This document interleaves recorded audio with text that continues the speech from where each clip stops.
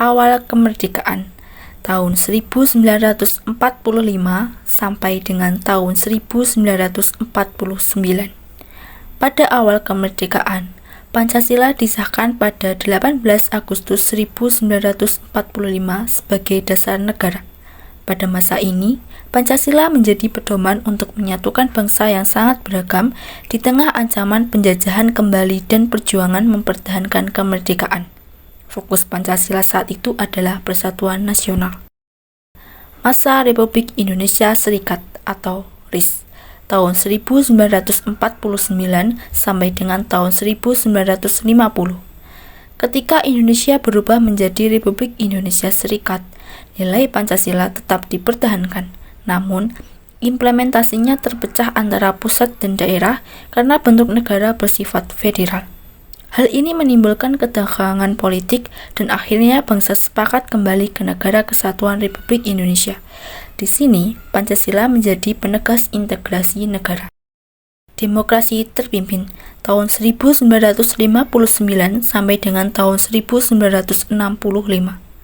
Pada era demokrasi terpimpin, Presiden Soekarno mencoba menafsirkan Pancasila melalui konsep Nasakom, yaitu nasionalisme, agama, dan komunisme. Namun, penyatuan ideologi yang saling bertentangan ini menciptakan ketegangan politik yang berakhir pada konflik nasional tahun 1965. Nilai Pancasila pada masa ini lebih ditafsirkan secara ideologis, bukan operasional dalam kehidupan sehari-hari. Masa Orde Baru tahun 1966 sampai dengan tahun 1998. Pada masa Orde Baru, Pancasila dijadikan asas tunggal dalam kehidupan politik.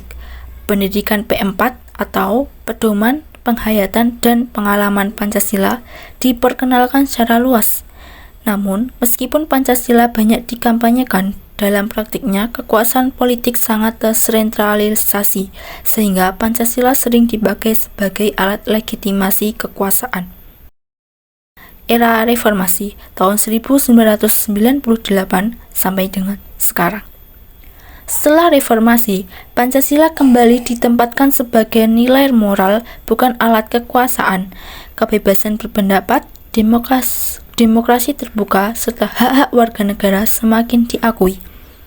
Namun, di era digital saat ini, tantangan baru muncul, yaitu antara lain polarisasi, intoleransi, dan arus informasi tanpa filter.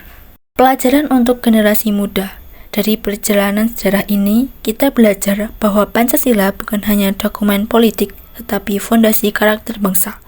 Tugas kita bukan hanya menghafal Pancasila, tetapi menghidupkannya, yaitu menjaga toleransi, mengutamakan dialog, menghormati keberagaman, dan bertanggung jawab dalam menggunakan media sosial. Demikian pemaparan saya, semoga kita dapat menjadi generasi yang bukan hanya bangga menjadi Indonesia, tetapi juga mengamalkan Pancasila dalam tindakan yang nyata. Terima kasih, sekian. Wassalamualaikum warahmatullahi wabarakatuh.